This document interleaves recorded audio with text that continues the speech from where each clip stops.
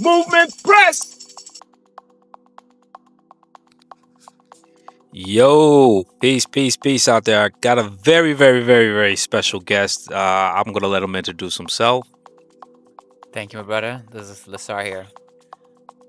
Okay, I got a few questions for you. I watch your battles and your footwork stands out heavy as well as your skill on the floor. And where did you get that foundation?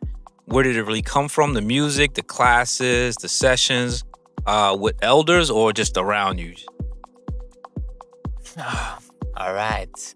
I think I'm the result of a big melting pot of things that I've experienced over the time. I've never been staying. I never stayed in one place really. I think I traveled a lot, and so that exposed me to a lot of different people. But I think big part of my background, my dance, in the most recent years comes from watching the dancers in New York and in the club scene. Um, I do want to say, I started dancing when I was younger in Europe. So a lot of dancers influenced me there as well, from dancers in Paris and other bigger cities. But I think when it clicked, it really was back in the States, and I think what really opened up to me was looking at different generation of dancers and see how they move and see how their intention is. And so I think I started to incorporate a lot of things that I was just by observing. So sometimes I feel like that's something that I really caught myself doing, is just observing how you dance differently when your purpose changes.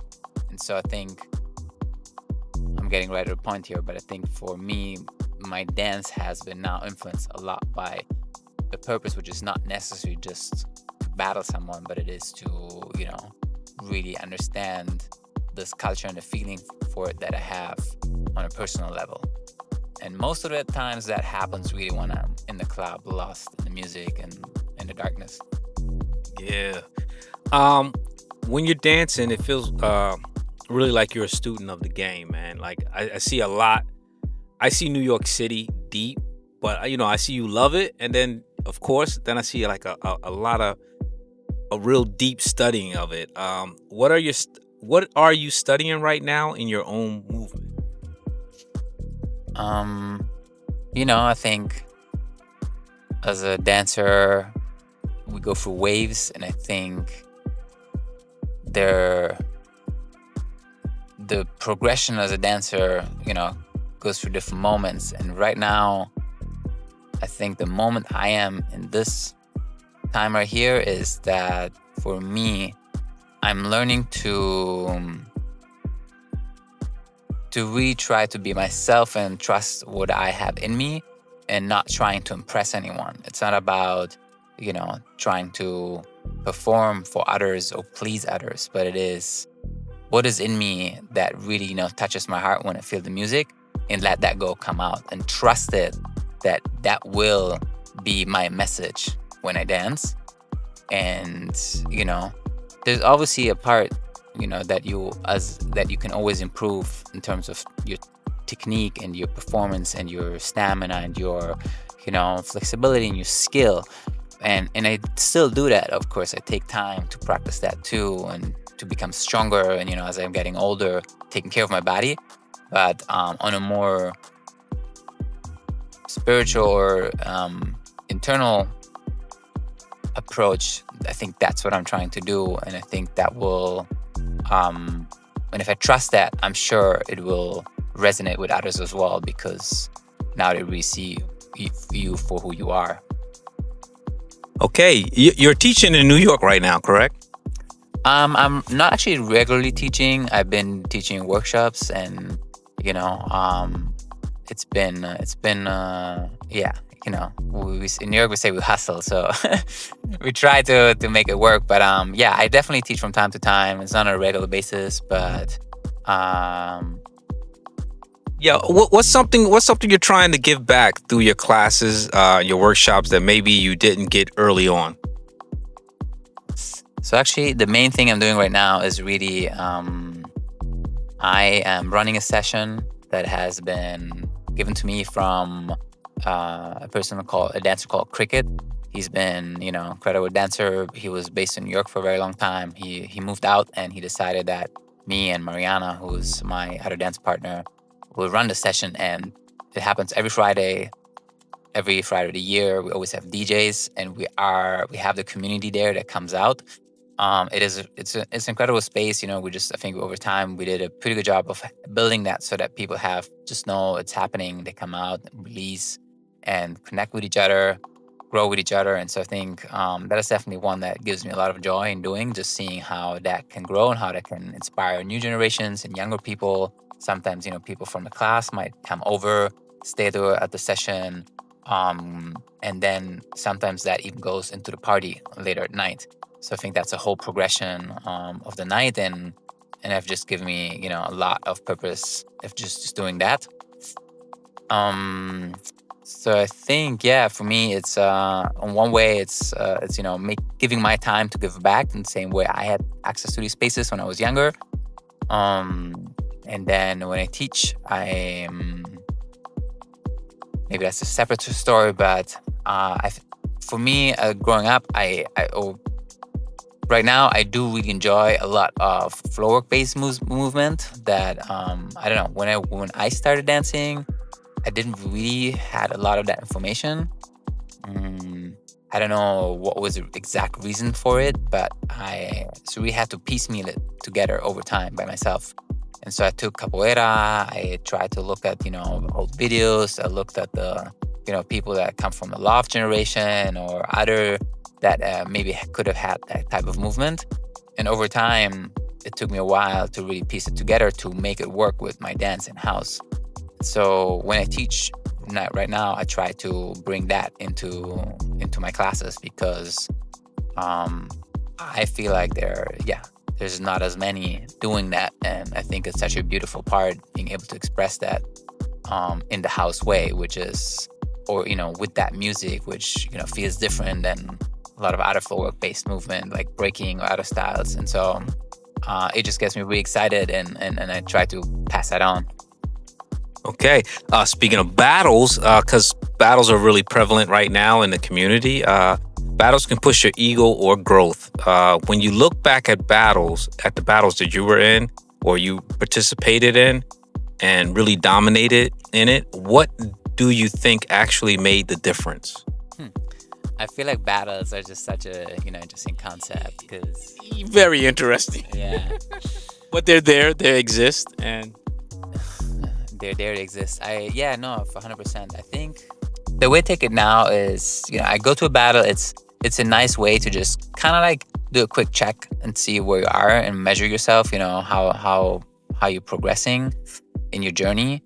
And I think really one of the good things about battles is it brings together a lot of people. A lot of people like them. They show up.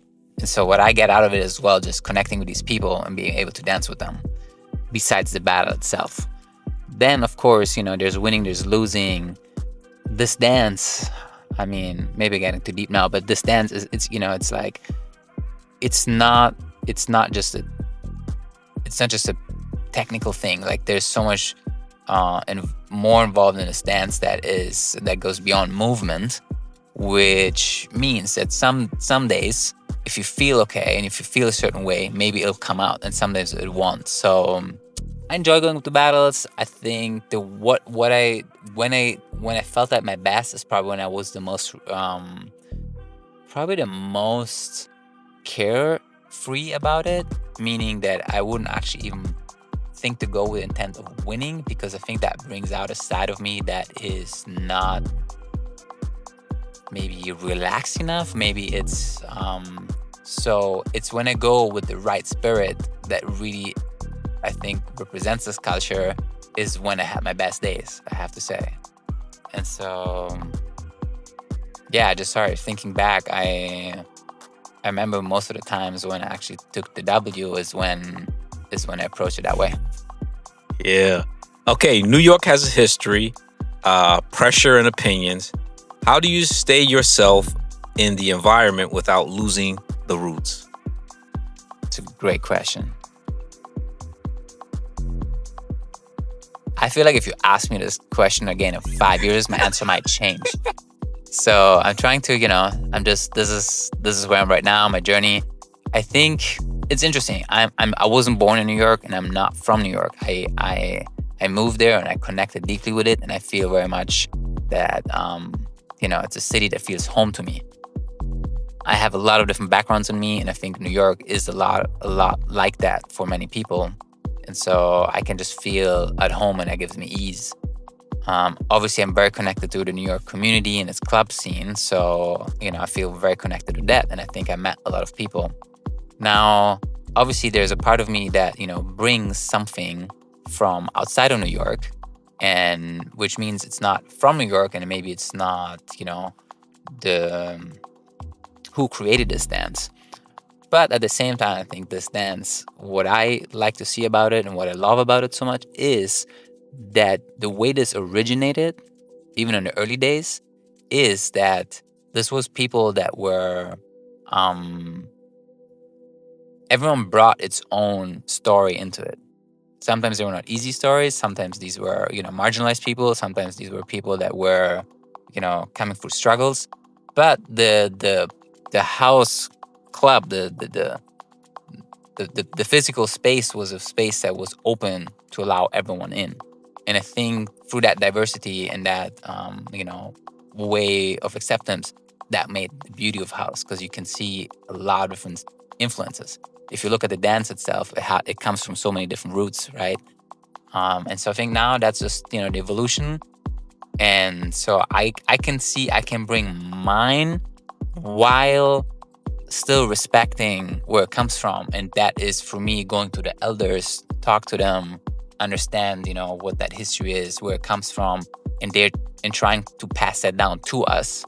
And I'm taking that information, but I'm also giving it again back to the people after me. And so, I always say for people, for instance, when I teach a class, I can say I can teach you so much, but the best way to know is you have to come to New York, experience yourself, and get exposed to that. There's things that I won't be able to teach you. And I think just, acknowledging that is my way of trying to keep that balance, if that makes sense. And for dancers watching you, when they catch your videos, the clips that go around on the social media and everything, what's one thing they should slow down and really respect in their training? Okay, what comes to my mind, I'm just going to tell you what comes to my mind right now is that the music, when I listen to house music, it tends to feel like a fast music, a fast song, right? I mean, if you look at the BPM in a song, they range between 116 to I guess up to 130 almost. So there's a lot of BPMs in there, which doesn't mean you have to take every single beat and dance to it, I think for me, where my freedom came from is understanding that and deciding on which part of the song I want to be and which one I don't want to be. And I think that really opened up for me a lot, because now I'm more in control of myself, and I decide which part of the song I want to express. And a lot of times I see, and especially I think that kicks in when the anxiety kicks in, when you think, you have to impress and do something really strong and powerful, but that's not what the music is doing. Like, maybe the tempo is there, but if you actually listen to the songs, the lyrics, if you really understand what the song is about, a lot of times it's a lot of things that are, really precious and meaningful and emotional in life, and those things need time to be expressed. If that makes sense. And so that was a big learning for me, to take that time. And so basically what happens is I slow down and I take my time, and that fills, and now I can fill the music more. I can add the details that I want, and I can play around with it and have fun. And I also can connect more with people, because when you talk too fast, it's hard to follow. But when I slow down, now our conversation can be much clearer, and we can understand each other more, and we can align and level set of what we're saying, so we're not talking over each other, or we're talking, at the same time. I know. I think that's it. That's it, what I understood from your question. Okay, last one. Not so hard, right? Where do you feel your dance is headed next? And what are you trying to unlock? These existential questions, brother. I was not ready for this. No, I'm kidding. This is a good one. I think it's beautiful to reflect on like your journey, and when you in this for me, I think it started probably 20 years ago, which I don't know, starts to feel a lot, but I think it keeps changing. So what's next for me? This is gonna sound maybe stupid, but right now, I think I'm at a place where, yes, I want to still be the strongest dancer of myself, and and still grow and be able to be the participant and be in the game. But then also, when I look around me and see how where New York is right now, I feel like there's also responsibility for slowly to take to organize so that I can facilitate more. And I think it comes with a lot of work, but I don't know. I take this example sometimes where when I look at some of the parties that would happen in New York, especially if you take like a block party or like a street party or whatever, people used to come with like these gigantic speakers, set up a whole system in the middle of the street. Like, that's a lot of effort and time to take, and we would just show up and take it for granted. And sometimes these parties would even be free, and that is really because they love this, and that's out of their love and passion to create this, to keep this culture going. So I guess my point is that right now I feel like slowly I can see how it is really important that we keep this culture going as well. And so that, as the new generation kicks in, we have to make more space for that, take the time, and either help others and elevate them, or give them the push to do it, whether it's DJing, wherever it's organizing, whatever it's hosting, whatever it is, or do it ourselves. And so I feel like I'm in that pivoting role, and sometimes it feels a little bit uncomfortable, because you're also just exposing you out there, you're putting your name on things. And so that's another it's like something that I'm trying to unlock more. Okay, you got any shout outs you want to give, and any, places where people can reach you? Give all your salutations and your goodbyes, and people who you love. Yes, man. I mean, thank you for having me and letting me express myself about this. I think, I think I've met so many people in this journey, and right now I'm really grateful for all my little community in New York that I have around me. They know my dance partner Mariana, that organized my session, the people that are close to me that have been giving me support throughout the time, whether it's from some of the OGs or some of the people that live in New York. And you can find me on social media. I'm on Instagram mostly as Lesar Junior. I'm always happy to also give information. I know for me, when I got to New York the first time, it was hard to find access to all these things. So people reach out to me a lot of times. I'm always super happy to just pass along information of where to go, what to do, where to find the culture and the parties. So hit me up, and yeah.